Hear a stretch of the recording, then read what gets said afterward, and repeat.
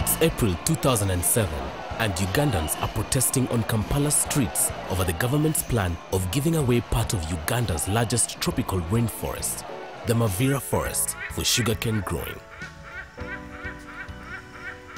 Mabira forest is located in the central region of Uganda. This vast rainforest stretches approximately 30,000 hectares and is famous for its numerous bird species and its ecological biodiversity. But the government's proposal to give away 7,000 hectares of the land for sugarcane growing to an Indian investor sparks off protests. Ugandans are coming from elections that have divided them along political and ethnic lines. But the threat of losing Mabira forest brings them together with one voice.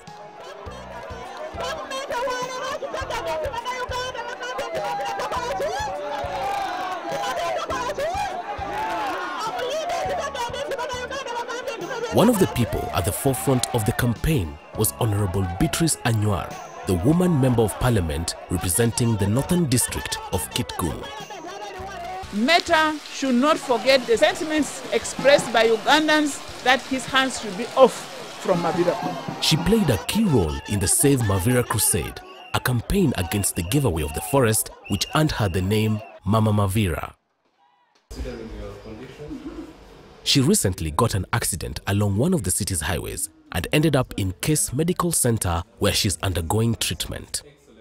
I couldn't see any reason why the government can propose to cut down a natural resource like Mabira forest to replace it with the sugarcane plantation. And I said, okay, let me also ask the Ugandans.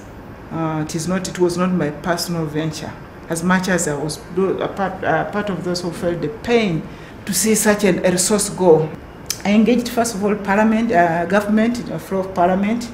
I asked government to give what reason that they think they can cut down that forest.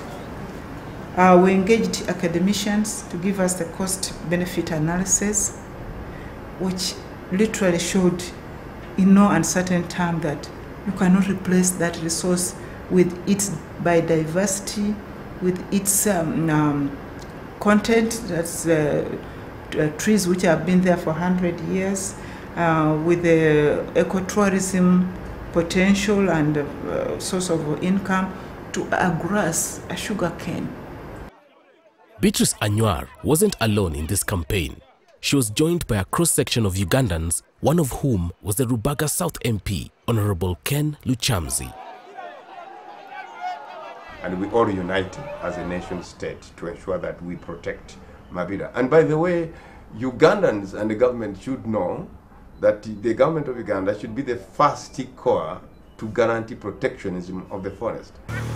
According to a 2010 United Nations Environmental Programme report, forests are not only important for the 1.6 billion people who depend on them for their livelihoods, but for the world's population at large. Forests play a critical role in the Earth's life support system, including global carbon and hydrological cycles. It is a bank of biomass. We have a lot of different species of plants that are found in Mabira, and most of these species, if Mabira is degraded, they will also be lost. Forests are known for absorbing greenhouse gases like carbon dioxide, and they convert these gases into food. So Mabira plays that also very critical role of absorbing the numerous gases from the atmosphere, mostly carbon dioxide, which is used in photosynthesis. The main lesson is that the population of Uganda thinks and sees beyond the government of Uganda. Because as we speak now, the data dictation is that biodiversity in terms of the GDP constituency contributes over $2 billion towards the GDP.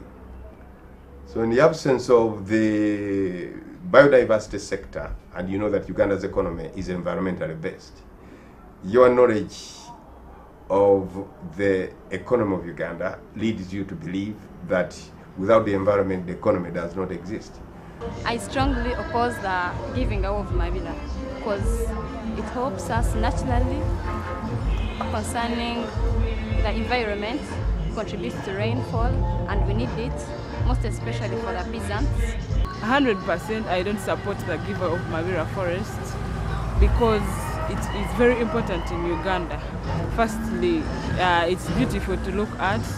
Yeah, both the natives, I mean the local people, and the tourists as well. Kati amabira tugetaaga gabeerewo olw'ensonga gatuyambako okusika enkuba mu bbanga, gakumye ebisolo bibeera omwo, bituyambako okukuuma ebisolo byaffe n'ebyomu nsiko ne biba nga bisulako omwo nga bibeera omwo.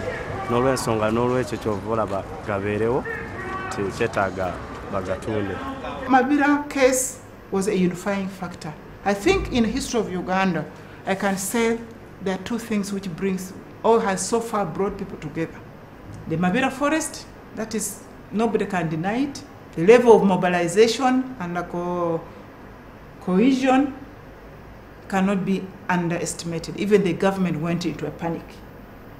They didn't expect what they saw. That people can come from Masaka, from Mukono, from Entebbe, and they were all converging because Beatrice Atim Anywa, a woman member of parliament from Kitubu, northern Uganda, has called them to come. And two, one thing which I see still unifying here is football, sports. When our team comes, it says it is ours. If somebody says it is mine, that war is a strong war to fight, and definitely people will win.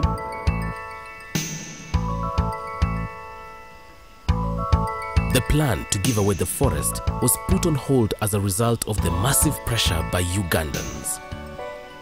Ugandans, in recognition of the effort, they said, you must be the mother of the forest. Because I said, fine, I don't have a personal interest. They saw it, then they named me Mama Mabira. It remains to be seen whether this call for national unity will be implemented by Ugandans who have lived through a checkered political history.